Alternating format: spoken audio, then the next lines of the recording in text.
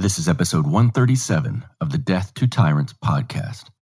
Let me tell you about one of my favorite sponsors, and that is Lucky Guy Bakery. Over at luckyguybakery.com, if really delicious, all-natural, handmade brownies sound like something you'd be into, well, this is the place for you. We're coming up on the holiday season, and I know a lot of you guys won't be traveling as much, probably as you did last year. Well, the brownies and treats over at Lucky Guy Bakery are the perfect gift idea. They come in really well-designed, handmade packaging, and each order has a handwritten note, which is a really nice personal touch that they do there at Lucky Guy Bakery. I could obviously go on and on about the flavors and tastes of the brownies. The new peanut butter bonanza bar is the most amazing peanut butter cookie bar that you will ever have. That is my Death to Tyrants guarantee. For those of you wondering if they have, something for your vegan or gluten-free friends, of course they do. Such a cool bakery. Handmade items, all natural brownies, no preservatives ever. So many good flavors, such great packaging, such cool gift ideas, and they love this show. Let's give them some business. So go over to luckyguybakery.com and enter promo code DTTP at checkout for 20% off your order. It's an excellent product. They're great people. Their customer service is unparalleled. So go give them some support. Let's get to the show. The crushing weight of the tyrant's passage had left nothing unmarked. You get split in fucking half, but I call him the hologram wrath. But I am the center inside the placenta of math. You clash with cyanide gas and die fast. Rhythmical equivalent of solids, liquid and gas. We smash your sinus with the power of Lord Titus. But I am the virus inside of the iris of Cyrus. Welcome back once again, you guys. I hope you had a Merry Christmas. This is the Death to Tyrants podcast. As always, I am your host and humble narrator, Buck Johnson, coming to you out of Lockhart, Texas. So there's some news coming. It's been trickling out over the last few episodes, and you are going to learn in this episode that the name of the show is changing very soon. It all takes place in the next week or so because the new show comes out in January. And stay tuned for after this interview. I will give you some more good, juicy details as to what exactly is going on. So let's get to my guest today. So this is a fascinating discussion. And I think everyone, well, not everyone, but I think a lot of people think about, wonder what it would be like living outside of the United States. And naturally, some of your first concerns would be money. And I would assume culture as well. Where could you go if things really get worse here? Would you want to go anywhere? Do you just want to change states, which I suggest some of you might want to do pretty soon here? And then if that's not enough, do you want to go elsewhere? Costa Rica, Panama, which is where my guest is coming in from today. That's what we're going to talk about. Mikkel Thorup knows all about this. He's lived in a ton of places, and he can explain exactly what you need to do if you'd like to live outside of this country, the steps you need to go through. Basically, that's what he does for a living, is help people do that. And so, honestly, this turned out to be even more interesting than I thought it would going into it, and it kind of made me start thinking. But let me tell you about him really quick. He's the #1 best-selling author of Expat Secrets, How to Pay Zero Taxes, Live Overseas, and Make Giant Piles of Money. He hosts the popular podcast, The Expat Money Show, on iTunes and Stitcher Radio. He is the director at escapeartist.com, the world's oldest offshore website. He has traveled to more than 100 countries, including North Korea, Zimbabwe, El Salvador, and Iran. He's lived overseas in 8 countries and has circumnavigated the globe more than 400 times. That's incredible. Please welcome to the show, Mikkel Thorup. Mikkel, how are you, sir? Very well. Thanks, Buck. And let me just start off by saying I love the name of your podcast. This is absolutely brilliant. Thank you. It's I've had a lot of guests say that. And I won't give away too many secrets, but for those listening, you might not be hearing it called this for too much longer. How's that dropping for a secret to my listeners? Ooh. Yes, but you're going to share any more? You're going with a softer name? You're going with something else? What's the plan? It's I can't give too many details yet. It will all happen in January. And so the last few episodes here in December, I'm just kind of letting out little pieces, little bits of information at a time. And I actually wasn't going to plan to let that piece out, but you led me right to it. So there you go, listeners. Mikkel has unveiled one of the secrets for the upcoming change. I asked you, how are you? But I guess given your penchant for travel and to live elsewhere, at least from the United States, I need to also ask you, where are you? So I'm based out of Panama City, Panama. We've been here for about 18 months. We were based out of the Middle East for about 8 years, and then just didn't really like what was happening there from the expat space. So decided to make the move. Kind of figured that there was a big crash coming and there was going to be either war or some big problem. We kind of wanted to be in a place that would have fresh water and grow their own produce and, not have to have air conditioning blasting 24/7, for 7 months of the year. So we looked around the world and decided on Panama, which is a beautiful place. I do really like it here. You host the Expat Money Show and you wrote the book Expat Secrets. I think if I asked around, to some friends or something and I said, hey, can you tell me what an expat is? I think they would have kind of a general, maybe vague explanation or definition of it. But let me go there with you first. Can you explain precisely what it is? And is it something in your experience that is kind of misunderstood?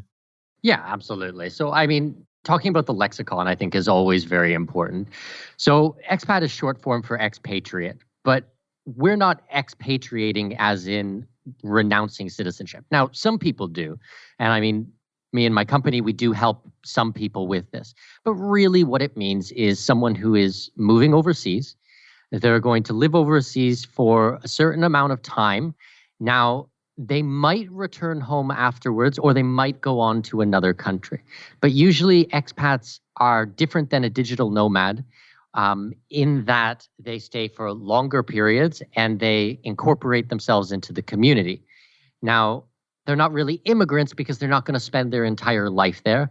In a lot of cases, they never get more than a residency. They don't go for citizenship or anything like that. And, take me, for example. I've been traveling and living as an expat for over 20 years now. I've lived in 8 different countries. So, I don't consider myself an immigrant, and I'm certainly not a digital nomad, but I'm something in between. So it's kind of a mixture of that. And for that, we call them expats.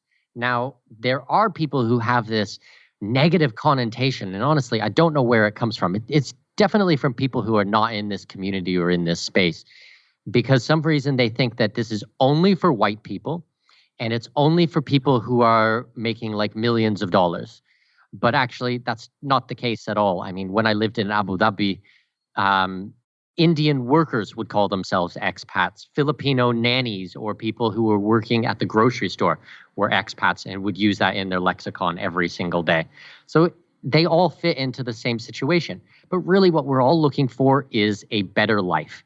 Whether that means you're a C-level executive or, like I said, someone working in the grocery store. We're just looking for a bit more freedom, a bit more privacy, a little bit more money, and, hopefully a bit of adventure. Does that make sense? It does. And I was actually going to ask you why you initially left the United States.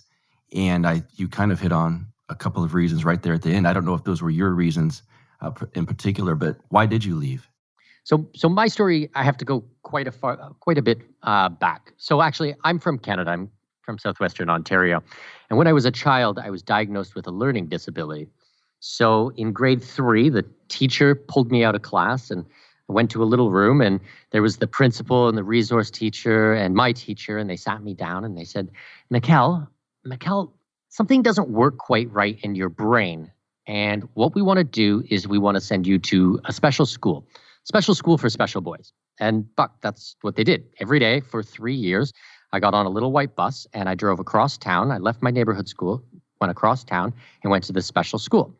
But the only problem was it wasn't a special school. It was a regular school with a special class. So you can imagine I got picked on, I got in fights, I got tons and tons of problems. Now, this is no woe is me story. Like, I certainly gave as good as I got. Like, someone hits me, I turn around and hit him back. There's no question about that. But, after 3 years of this, like I really didn't like school, but it was okay. I was going to go back to my neighborhood school and everything was going to be okay, you know? So I remember, first day, first week, whatever it was, and I walked in and I thought, my friends are going to be so excited to see me. They're going to be so happy to see me and everything is going to be like it was. And I'm not going to get in fights all the time. I'm not going to come home from school crying and all this shit. So I remember I got back and then people were like whispering and like gossiping, oh, I remember him. He went to some retard school, Right. 1980s, totally politically correct. Children are very sensitive and very emotionally advanced. And absolutely, like, Mikkel went to some retard school. Excellent. Thanks, guys. So all the problems started again. And, I decided I don't like this very much. So grade 7 and 8, I stopped going to school. And then I'd start to fail, and then they'd send me to summer school, and then I'd fail summer school, and then somehow I'd squeak by, and I got into high school, and stopped going to high school, stopped going to grade 9 and stuff, and I failed that, and then basically by 12 years old, I just stopped going, and at 15, I had officially dropped out. And not shortly after that, I started traveling. I started traveling internationally, and it was interesting because my father had told me growing up that traveling was like the greatest thing he ever did with his life. He had gone backpacking when he was like 23 or something like that. And I was probably like 16 or 17 and I went traveling internationally. And I was like, wow, like now I understand what it is he's talking about. And as I was traveling, I started to meet all these people and they were doing things so completely different than I did in Southwestern Ontario. And I really started to feel like, wow, I found my peeps, my people, And these were people, some had been to university, but they'd done other things, or they had lived abroad, or they were just traveling, and all this different way of learning and understanding society and culture and history and language and food. And, everything was done slightly different. And I mean, I started to really grow. Like I started to really understand things and put things together. And I just went on and I just never stopped. Like I just dedicated my life to this. So, I mean, my first trip was through Ireland, England, and Wales when I was about 16 or 17. Then I was back in Western Europe for about 5 months, Western Europe and North Africa when I was about 19. I lived out in the ski resorts for a year and a half. After that, then I hitchhiked and backpacked through Central and South America for 18 months. No work, no job, no nothing, just a big red backpack and a tent and a jar of peanut butter and just put my thumb out and just went and traveled. Yeah. And then all over the place. Australia for 3 years, New Zealand for a year, Singapore for a year. I lived in the Arctic for 366 days, all over Canada, the States, Middle East for 8 years, like I said earlier. My goodness. Lots of random places. And yeah, like I started teaching people to do what I had done and kind of found my niche and built the business around that. And yeah, like I have no intention of slowing down by any means at this point. I mean, I've met my wife overseas, built my business overseas, wrote my books overseas. My daughter was born overseas. This is normal life for me at this point. Wow, that's a lot of traveling and living. How many countries have you had citizenship in? And I guess how many do you have it in now? I'm not even sure how many you are allowed to have citizenship in. I know there's dual citizenship, but how does that work? How many have you had it in? So mostly what I do is residencies. So I go for permanent residency in a country, and that allows me to legally live and work into the country. So I've lived and worked in 8 different countries. I've traveled to about 104, 105 countries, and I've circumnavigated the planet about 400 times. So it's basically been one very long 21-year trip, 21 years straight, I guess. Wow. Okay. You said something when you first started traveling that they did a lot of things different than what I was used to. And it was, I found my people and this was so new to me. Does the shininess wear off sometimes once you become what was new to you, once it becomes the norm? Does that shininess wear off and you think, well, I guess maybe it's not as cool as I thought it was, and then you kind of look for something different and new and to keep doing that? Okay, for me, I would say that it's always shiny and new because I often change countries. Now, for me, I like new. I like change. Some people like to be comfortable. I like to be uncomfortable. I like to grow. And I mean, the more difficult situations I put myself in, the more I grow as a man, as a human being. I mean, if everything was super, super easy on me, if I had everything laid out and done for me, oh my God, I'd be so bored, Buck. I'm always looking for new challenges. I pick up new hobbies. I reinvent myself. Okay, my business and the travel is a constant, but there's so many things that I just want to try and explore. I love all that new stuff. And I think it's so neat for my daughter as well, who's 4 years old, to have friends from all over the world. Like my daughter speaks 3 languages, and I mean, her best friend is from Russia, who's twice her age. And, she goes to the park and she's playing with kids from all over the place. Like for me, I think that's really cool. I think that she's going to have an amazing life growing up in that situation. Does that make sense? It does. It does. And I have to ask this because I know, I mean, at this point, I would guess that American culture isn't particularly something you've ever been really a part of. Let me ask, how long did you live in the United States when you did live here? So just a few months. I mean, I've traveled through probably about 20 or 30 states, but I lived in California for several months when I was 21 or something like that. I'll be 38 soon. So, and I've traveled back and forth to the States many a times. The U.S. is interesting because the biggest export of the U.S. is the culture. So, I mean, everywhere in the world is influenced by the U.S., whether that be food or history or storytelling. Hollywood reaches very, very far. So I feel like I do know and understand the U.S., and the majority of my client base is is Americans. But at the same time, I do know and understand many other cultures. So, for example, my wife is from mainland China. I've been to China probably about 20 or 30 times. We own properties there. My daughter speaks fluent Mandarin. I would say I have a pretty good grasp and understanding of Chinese culture. Okay, add to that the Middle East. I lived in an Arab country for 8 years and lived there and worked there and had Emirati friends and would eat the food every day. I would say I have a very good understanding of that culture. Now I'm in Latin America and I study Spanish every day for 3 hours, and I have lots of Panamanian friends. I mean, there's many countries and cultures where I know and understand what goes on there and how that works, and I would include the U.S. in that. Sure. Is there kind of a common sense of how the United States is viewed from the outsider's perspective, or does it vary depending on which part of the world that you're in? Do you sense a commonality of, here's how we view Americans? So it's interesting because I think that a lot of people have rose-colored glasses when they look at the U.S. Really, what they see is Hollywood for the majority of the stuff. That's just what they think goes on. Beverly Hills 90210. That's their view of the U.S. I would say that what's been happening over the last year has given the U.S. quite a big black eye. And I mean, it's sad because the world is watching. They often look to the U.S. for all these things that we've discussed. And I mean, it doesn't look like the U.S. is doing a great job. This is supposed to be the bastion of freedom. And I mean, you look at any freedom indexes, and the U.S. is coming in at around 21 or 22 freest countries in the world. Mm-hmm. That's not great.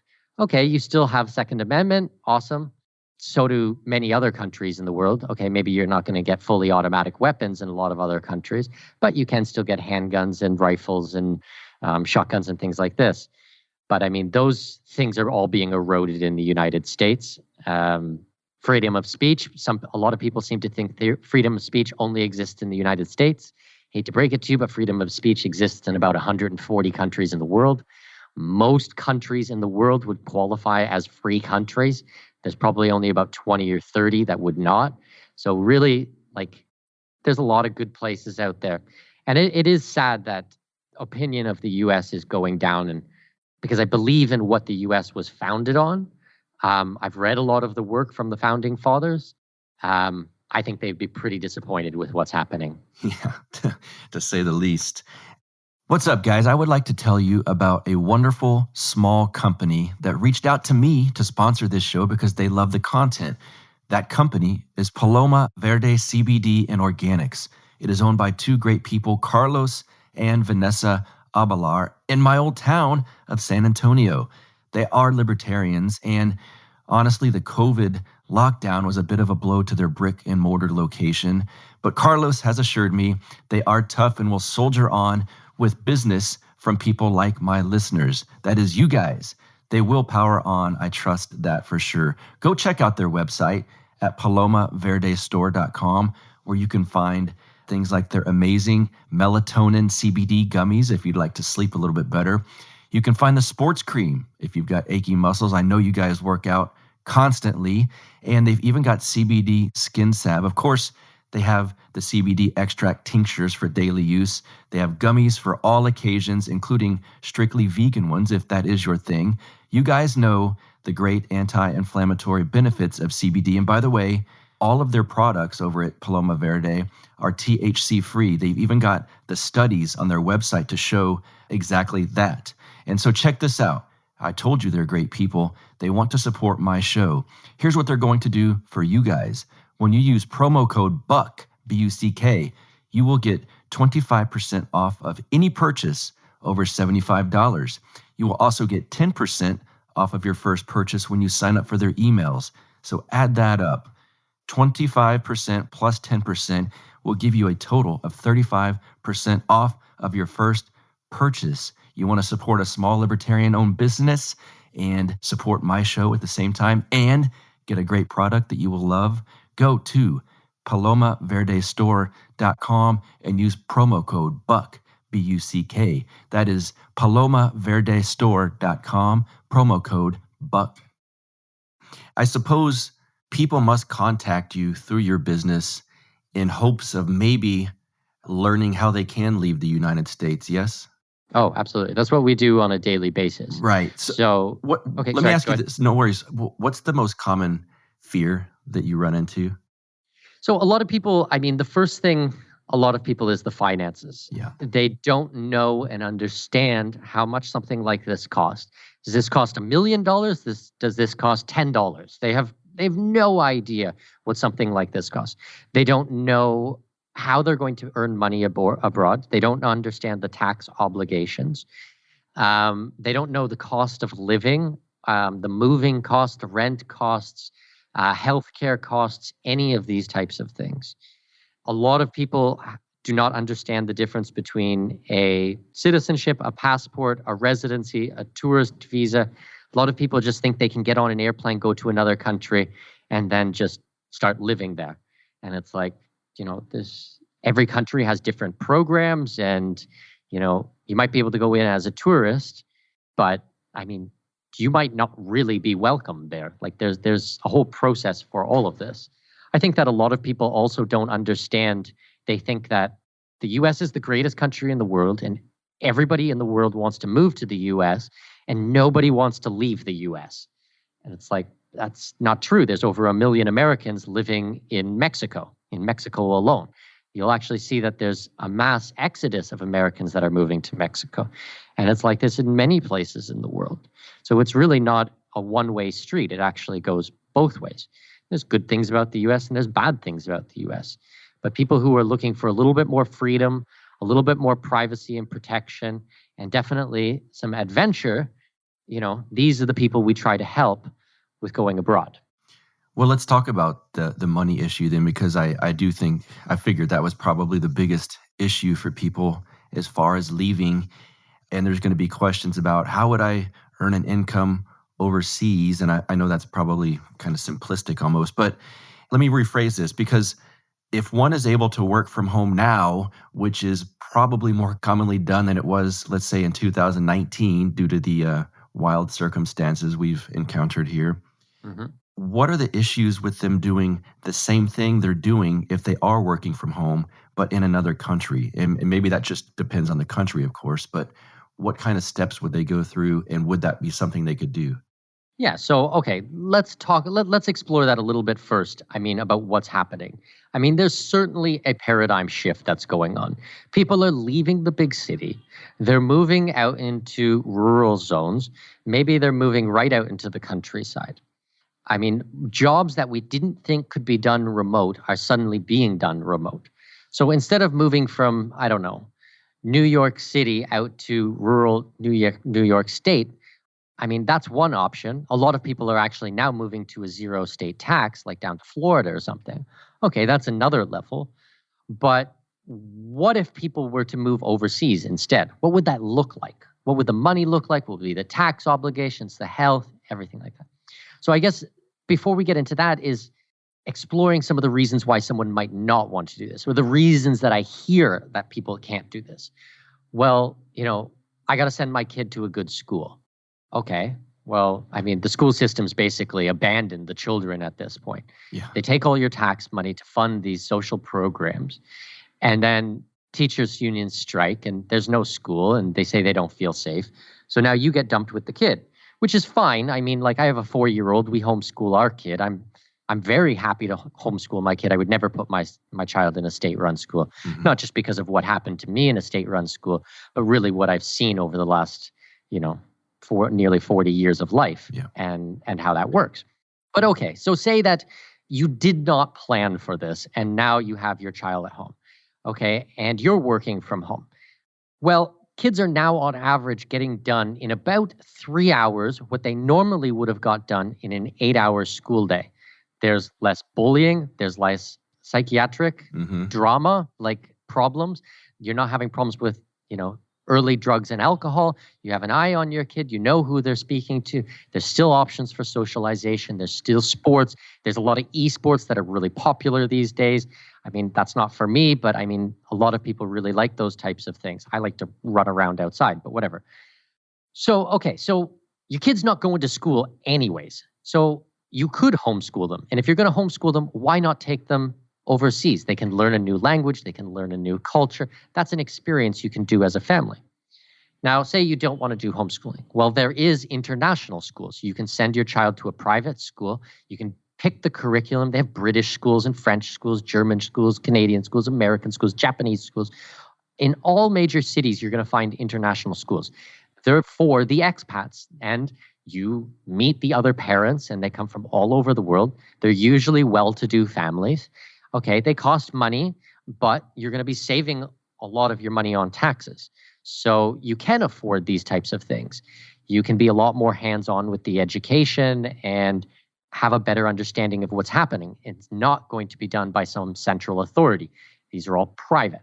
Okay, so that's kind of from the school aspect. Let's talk about cost of living. I mean, a lot of people think that to do this, like I said earlier, you need to be a multi-millionaire. You need to make so much money. And this is only for the people who have a silver spoon stuck up their butt, Well, it's not true. I mean, you're going to have in most cases, you're going to have a higher standard of living on a lower cost of living, okay? So for example, I live in downtown Panama City. I have a 2-story penthouse apartment. It's 4,700 square feet. I have all of the 15th and all of the 16th floor. I overlook a park and the ocean. I mean, there's grocery stores close by. There's the cinema. We have 3 cinemas walking distance that all have VIP service. So you get those big chairs. You push a button, they'll deliver a beer to you and stuff. I mean, the cinema costs like, I think, $12 or something for the VIP seats.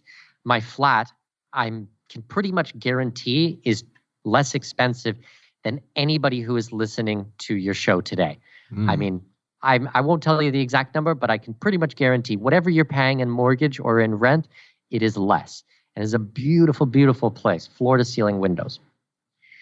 So cost of living is going to be way lower. Now, standard of living. I have a full-time assistant who works for me.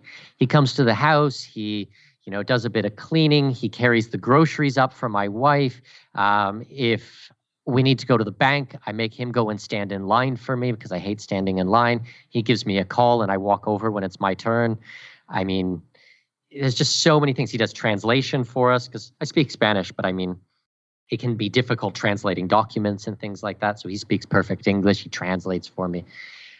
I pay him double of what most people would pay an assistant, double, because I want to make sure that he has a good life and he's very loyal to me and works very hard. And I mean, like, it's peanuts. I mean, a maid or a nanny or a driver in this country would be about $450 a month, all in, taxes in, everything. And I mean, that's 8 to 9 hours a day, 5 days a week. Wow. So forget about ever having to clean the toilet again or wash the floors or, wipe down the counters or do any of this stuff. I mean, that just frees up so much of your time. So, I mean, if you're an entrepreneur like me, you can spend more time on doing cool interviews on shows like yours, or, writing or building your business. I mean, if you work as a freelancer or a remote worker, you can spend that time working on that. And then in your off time, you can really relax. You can recharge yourself. I mean, for me, that's amazing. Like, you're buying time and it's not expensive. Make sense? Yeah. And so let's say we'll do a hypothetical. Let's say I'm a tech person, and my listeners might laugh knowing that that's far from the truth. But let's say I'm a tech guy and I'm now working from home due to COVID. My company foresees that, well, you'll probably be able to work from home. We've figured out now over the last year that makes more sense for us financially. So from here on out, Buck, you work from home. And I think, I want to do what Mikkel said, and maybe I'm going to move to Panama. Then I work from home there through the internet, of course, and on my computer like I'm doing now. And that company, my company in the U.S., pays me while I live in a different country. How does the tax issue work? Where does my money go? Do I still use the online bank, maybe Bank of America, that I'm using in the States? There's got to be some interesting dynamics there on how that part works. Yeah, so this is an excellent example because this is literally like our bread and butter of people that we're helping right this moment. And Panama is a good example for this. So basically, I would help you set up a residency, a bank account, and a company here in Panama. Price is going to be about $3,000 or $4,000 for the primary. So basically, if you have a spouse, I mean, it's probably about another $1,500. And if you have children, it'd be about $1,500 as well. This will get you strong economic ties to the country. So they will grant you your visa. Now you can legally live and work in the country. So here's the interesting thing. The U.S. cares where you are, not where the money comes from. Okay, for tax reasons. Okay. Cares where you are. There's a lot of prefaces, and I'm not giving tax advice. We'd have to look at your exact situation. Sure. But just for real simple, okay, the U.S. is going to care where you are. So there's something called the foreign earned income exclusion. So basically, if you're spending more than 330 days in a foreign country, and we can examine these words in a second, in a foreign country, you are going to have a deductible of $108,600 for 2020. It'll go up in 2021. It goes up every year with inflation. So basically, the first $110,000, you are not going to pay tax on it to the U.S. government. Now, that takes care of the U.S. side. Now, that money can be paid to your U.S. account. It can be paid to your Panama account. Doesn't really matter there. Now, from the Panama side, how do they look at tax? Well, Panama only cares about where the money is coming from, not where you are. Okay? So you can live in Panama full time, but because they do a territorial tax system, if the money is not being made in Panama, as in you're not a barber or a bartender or going to an office and doing white collar work for a Panamanian company. If your company is American or the clients are American, you're a coach or consultant or an Amazon FBA or you do InfoBiz or anything like that, all the money is being made outside of Panama. Therefore, they don't care about the tax. So for the first $110,000 that you earn, you will be paying zero tax anywhere. Okay? So when I go on libertarian podcasts and people say to me, Mikkel, you are like the most libertarian person I've ever met in my life. It's because I legally pay zero tax and I live in a country that has no standing army. These fall perfectly in line with my belief patterns. Mm-hmm. So it's no accident that I'm in Panama. And there's other countries where this works in, Belize and Costa Rica, and there's other places that we could discuss. But Panama is a good option because their residency visa is so easy to do and it's so affordable.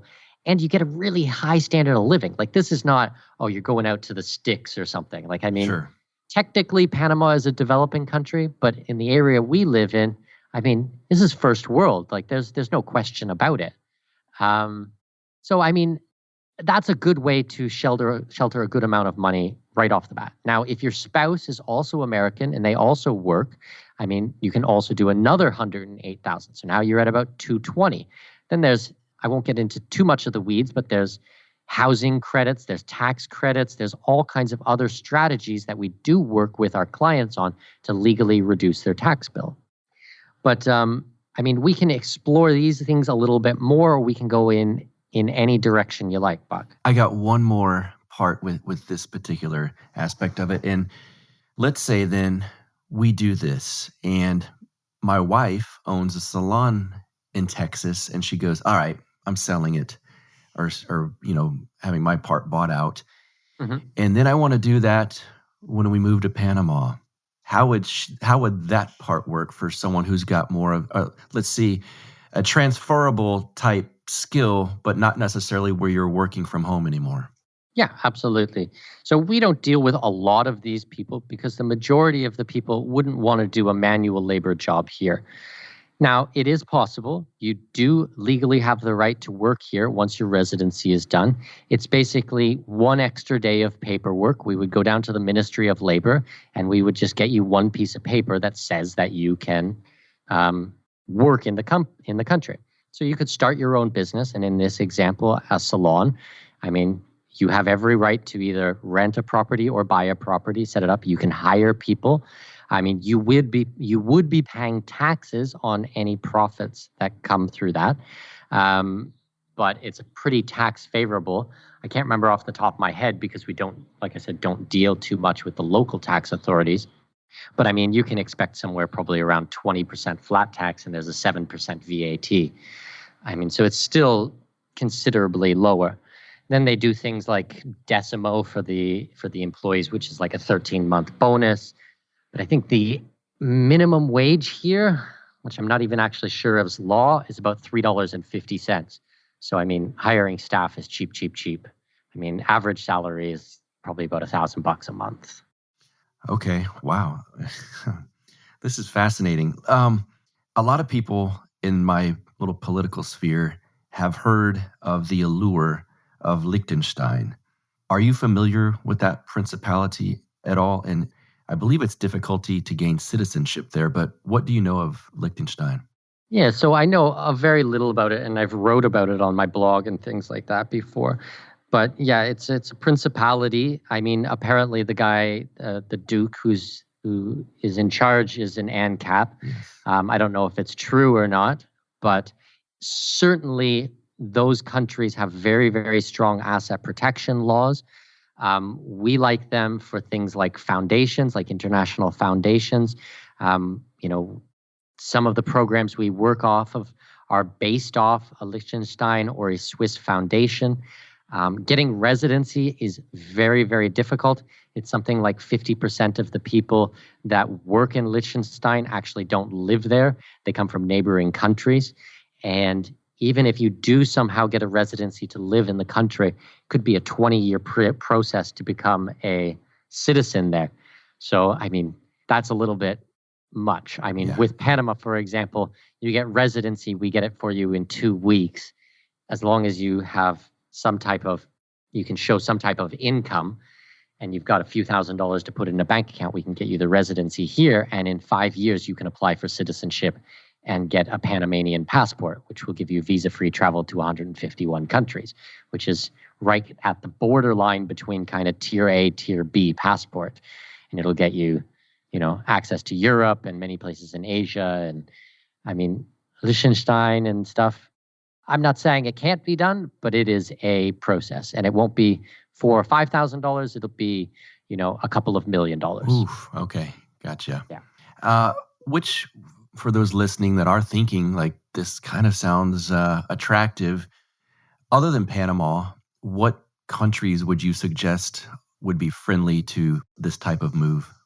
So I think Costa Rica is a very good option. I mean, their programs are quite different. They're based on real estate. So basically, you spend a couple of $100,000 on real estate and you can get a residency visa. Now, they have a retiree visa. So if you can show a guaranteed income of, I can't remember what it is, $1,200, $1,800, something like this, from a government-run pension plan or something like that, you can have residency there. Costa Rica is a gorgeous country. They also do not have a standing military. It's very eco-friendly. I've been there myself and love the place.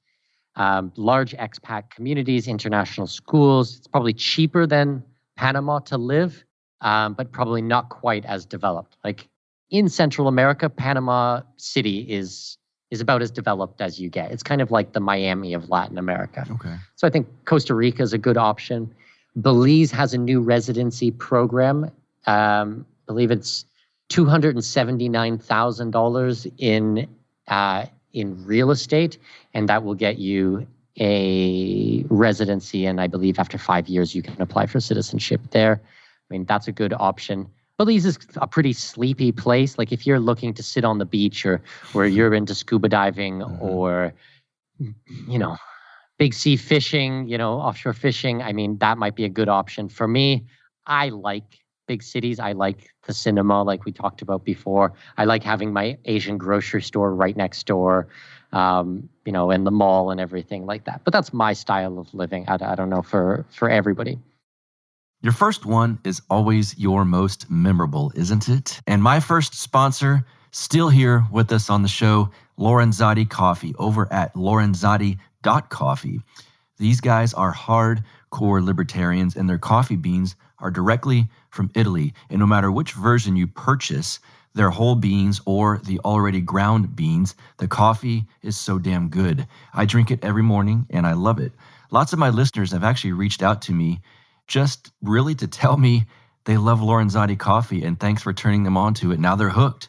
So go to lorenzotti.coffee and check out all of the great bundle packs they have now for sale. You can get the 250-gram tins, which happen to look really cool as well. Get their bags 3 at a time if you want, 6 tins at a time, all these different options. And they sell this cool new coffee grinder that looks absolutely awesome. So there you go. See, if you buy the whole bean coffee, you can get this rustic looking coffee grinder and you're set. Naturally, I have a code for you, and that code is DTTP at checkout. Enter DTTP and you will get 10% off of your order. You'll be supporting a libertarian-owned business. You'll be helping out me with this show, and you'll really be helping out yourself because every morning you can enjoy the official coffee of the Death to Tyrants podcast, Lorenzotti Coffee, over at LORENZOTTI.coffee. Enter code DTTP at checkout. Let's get back to the show. What is the security like there for you? Do you feel, I know that's going to be a question for people. Am I safe to walk down the street at night? People hear stereotypes of sometimes South American countries that there's drug lords running things and that there's men with guns that can just hide you at this point and you'll never be found again. I mean, I won't say that there are not parts of Latin America that are unsafe or that are, I wouldn't say that the entire continent is completely safe. But I also wouldn't say that the U.S. is completely safe. Fair point. If you're walking around Detroit at 2:00 in the morning and you're drunk and you're lipping off, you're probably going to have some problems. Some of the worst ghettos in the world exist in the United States. Mm-hmm. So, keep your head about you. There's no question about that. I would say in general, Panama is a very safe place. Like I said earlier, I live in a very wealthy neighborhood. We have 24-hour security downstairs. It's a gated building. Not anyone can just walk in. There's police on the street in our neighborhood. And these are not the goons who arrest you and try to find ways to fine you for every stupid little thing. These guys really are here to protect you. They smile at you. They never bother you as an expat, like ever. the point is to protect the expats. I mean, they understand how much money comes into this country from expats. So, it would be pretty bad if someone were to rob an expat or, like, God forbid, violent crime on an expat. I mean, that person gets caught, they're in some serious trouble, like unbelievable trouble. Right. Let's ask then, obviously my audience is largely libertarian, and I would say right-leaning probably. From a libertarian perspective, you kind of mentioned it, like they tell you are the ultimate libertarian, there's no standing army, and I don't know about drug laws and all of that, but from a libertarian perspective, what would be the number one place, including America, in this, for someone to live and feel the most free? So, if you had asked me 1 year ago, I would have said Panama, hands down. Now, we did have pretty strict lockdowns over COVID, which I'm very disappointed in. They're over now, thank goodness. But I mean, Panama really just looked at just what the World Health Organization said and just followed that to a T. So I don't like that at all. I mean, surprisingly, a lot of the European countries have actually done much better because of COVID. And if you want to talk about access to illicit drugs, I mean, I would say probably Portugal is your best bet in the world. I mean, Amsterdam is quite famous. Holland is quite famous for this. But I think if you look at a lot of the laws, Portugal actually comes out a lot stronger. For COVID lockdowns, I would look at places like, well, Mexico, certainly. They've done an excellent job of allowing people to live their life. Brazil also has done a great job. The one that gets all the media attention is Sweden, because that just surprised everybody because they think of Sweden as a socialist country. Right. It's not really a socialist country. It's a heavily subsidized welfare state, but it is free market enterprise. People are allowed to build their business, and it's not centrally planned. They do a lot of different programs. But actually, a lot of the countries that I'm looking at closely these days are Eastern Europe. So Eastern Europe, Baltic states, those kind of places. So Lithuania, Latvia, Estonia, Georgia, a lot of those countries are doing excellent at the moment. Their COVID cases are very low. The way they report the cases is a lot more realistic. It's like based on real life, not, magical fairy numbers that, have nothing to do with reality. Right. So, I mean, I would look at any of those countries. They have some residency programs over there, like Montenegro has a citizenship by investment program. It's a $100,000 donation and then a $350,000 investment in real estate. And I think it's about 60 days, maybe 90 days to get citizenship. And with that, you get the passport. So you actually get the travel document.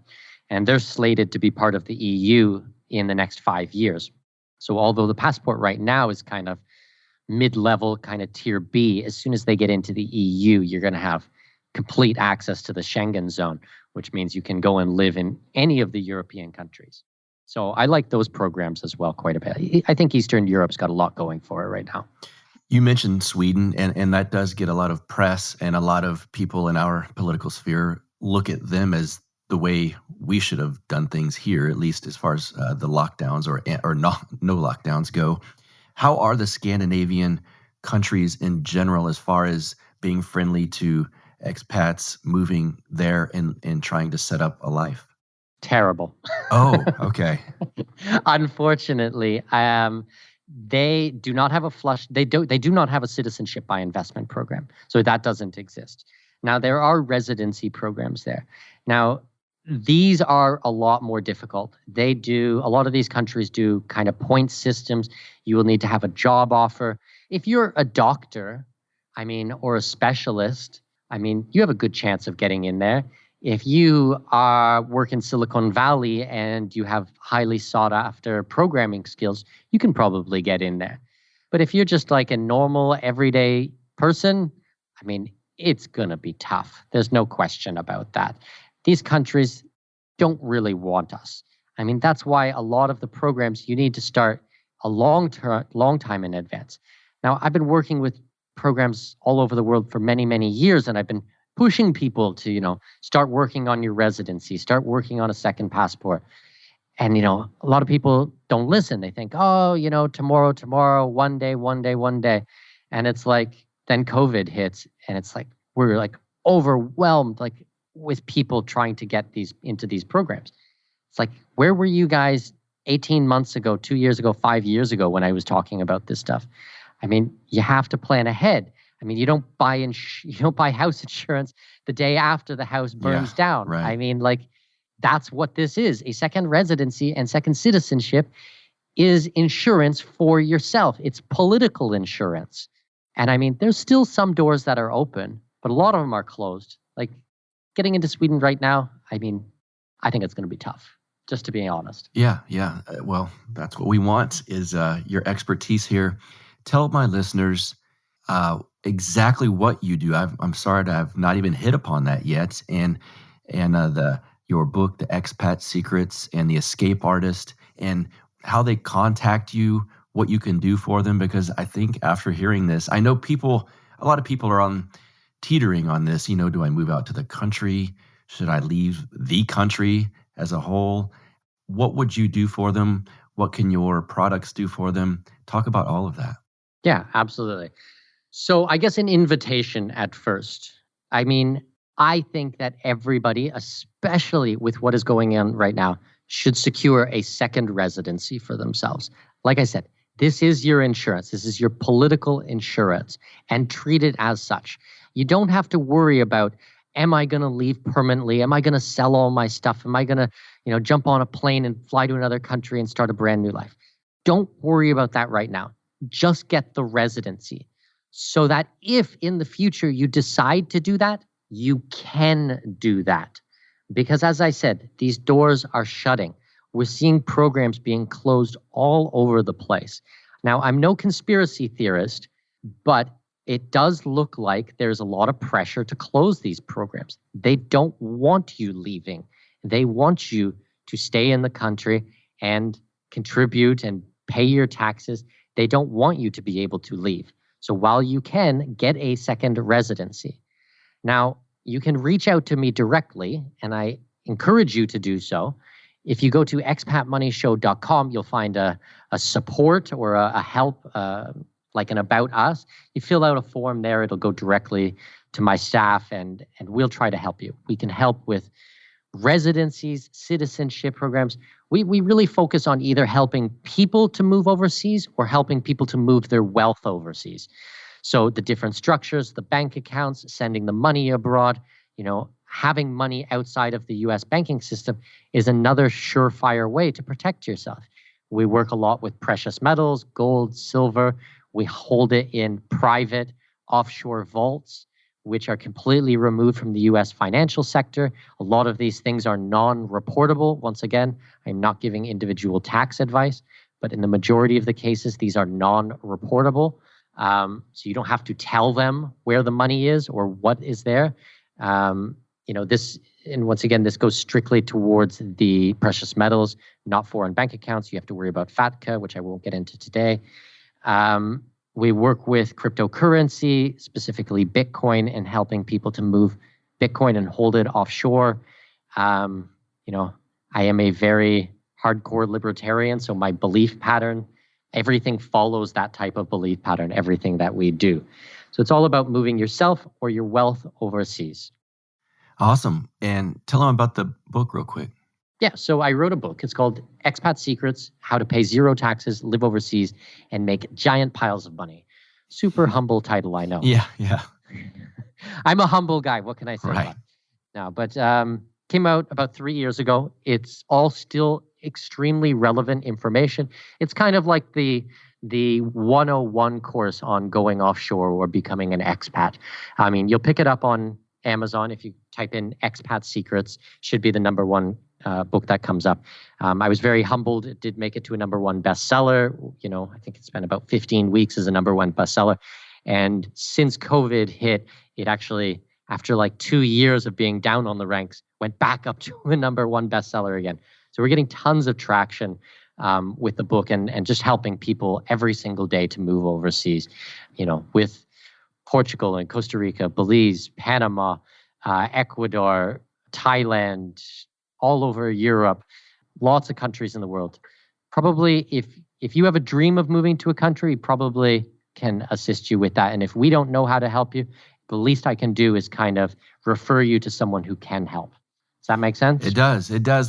This just popped in my mind. Do you ever get people from a country contacting you and they want to move to the United States? We don't, I know a bit about the EB-5 visa and those types of programs and the investor programs, but we don't really work in that field. I mean, I would just refer that to one of my lawyers who would take care of that. We specialize in helping Americans and Canadians move offshore and be expats. We do help Australians and French and English and stuff, but I would say the 90% of our business is all the Americans and Canadians who are trying to get out. And we do it all in a legal fashion and in a tax favorable fashion. All right. Well, I will link to all of your links in the show notes page for this episode. For those who are curious, I think you've piqued a lot of people's curiosity with this. Mikkel Thorup, thanks, man. Thanks for being here. Thanks so much, Buck. I really enjoyed it. Yes, sir. I hope you guys enjoyed that chat. I told you that was going to be an interesting one.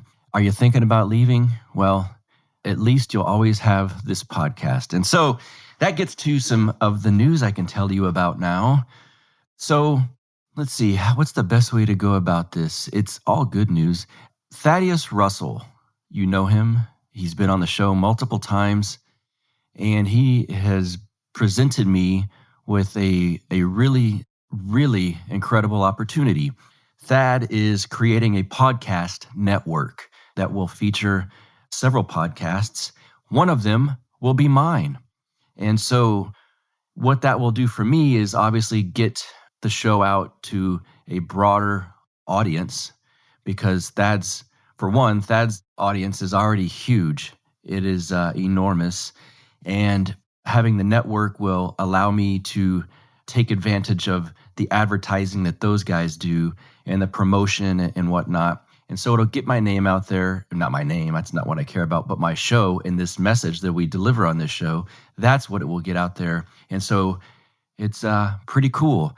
What the changes will be, well, it will not be called Death to Tyrants any longer. It is going to be called Counterflow with Buck Johnson. And all you need to do is what you already do. If you've subscribed to this show, it will populate in the feed every week, just like it always has done. I'm keeping the same feed so I can keep my audience, which has grown quite a bit. I don't want to lose anyone. So same feed. All you need to do is make sure you're subscribed to the Death to Tyrants podcast. And then in January, the Counterflow podcast will just start populating into your feed. The artwork going to change, of course. You'll notice that. And I am excited, to be quite honest. I get to keep doing what I'm doing, keep interviewing people. It's just an opportunity that allows the show to get out to even more people than it already does. So that's the news. That's the news, and that starts in January. So you better make sure you are subscribed to the Death to Tyrants podcast on whatever podcatcher. I hate that term, but that's what they call it. Whatever podcatcher that you get your stuff on, make sure you're subscribed, and then things will flow smoothly into Counterflow. And I think that's the news I could drop for right now. There's going to be some fun guests, I can tell you that much too, in January, and I'm working on that right now. I got a bonus episode coming out for y'all shortly. It'll be the very last Death to Tyrants show. It'll be a bonus episode coming out with my friend, the Dissident Mama, and then on to Counterflow starting in January. So, hope you guys are enjoying this holiday season, and I will talk to you soon. Take it easy. You get split in fucking half, but I call him the hologram brass. But I am the center inside the placenta of math. You clash with cyanide gas and die fast. Rhythmical equivalent of solids, liquid and gas. We smash your sinus with the power of Lord Titus. But I am the virus inside of the iris of Cyrus. Like the sound of the Death to Tyrants podcast? Our audio production is provided by Podsworth Media. Check them out at podsworth.com.